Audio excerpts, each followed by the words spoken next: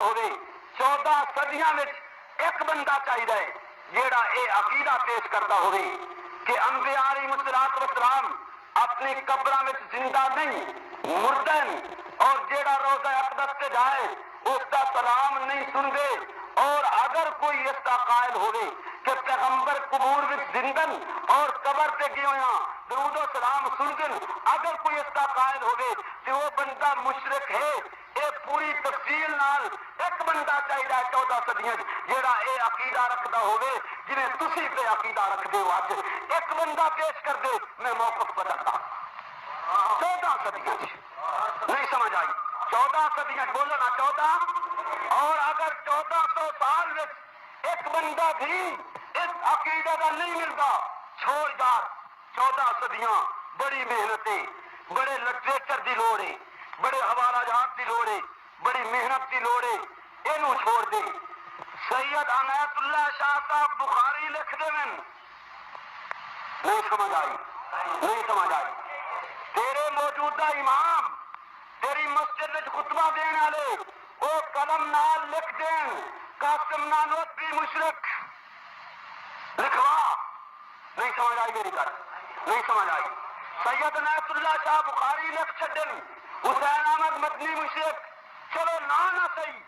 سید عنایت اللہ شاہ صاحب بخاری تو لکھوا دے کہ اگر کوئی شخص نبی دے سما دا قائل ہے وہ کافر اور مشرک ہے پھر بھی میں ساتھ لاگا کہ تیرے نال بھی کوئی اہل علم دا طبقہ ہے اگر تیرا موجودہ امام بھی کہ جس کی تو عزت اور قدر کرنے اگر وہ بھی تیرے عقیدے نال نہیں تو میں آخر انداز پہنچ دے کہ 14 صدیاں میں تک تو کلا گنڈا جمے ہے اور کوئی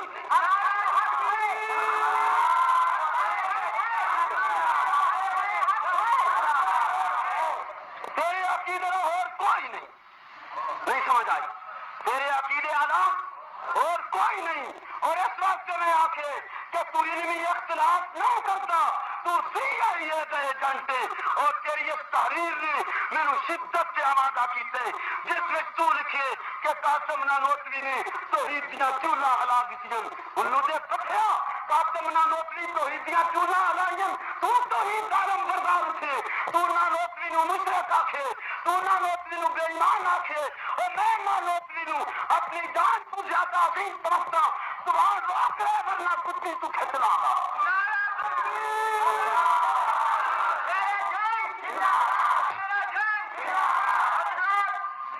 میرے جذبات و احساسات نے میں آج حق کے خلاف کوئی زبان درازی سن کے برداشت نہیں کر سکتا اگر قاسم نانوتوی مشرک ہے پھر مومن کون ہے تو دس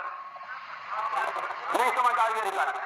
یہی تحریر ہے کہ قاسم نانوتوی نے توحیدیاں چولہا ہلا دیتیاں توحید کا بڑا علم بردار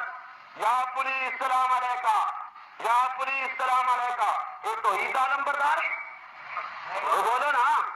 بول دے کیوں نہیں اچھی آواز نہ میرے دماغ جلسہ پہ ہوتا تو دفتر ایک کا چکر کرنا میرے خطرہ ہے جی میرے خطرہ ہے جی میرے خطرہ ہے جی میرے خطرہ ہے وہ وہی باہر گاہ مانگ کے میں تینوں مشکل کچھ آ کے حاضر روا منتا کہ جب میں کوئی مار آنا مارن آ کے تو مدد کر اس کے لیے اڈے کیوں ہو گیا ہوں تعلیم کرتی جی عالم اسباب ہور ہوتا ہے عالم مافوق الاسباب ہور ہوتا ہے مافوق الاسباب ہو رہے تھے عالم اسباب ہو رہے تو یہ چھوڑ دے اپنے تمام گنڈے جمع کر میں تیری اجازت کے بغیر تیری مسجد میں تقریر کرتا ہوں تو ہو سکھا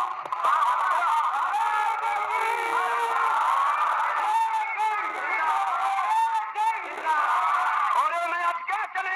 ہزاروں کے فقید المثال اجتماع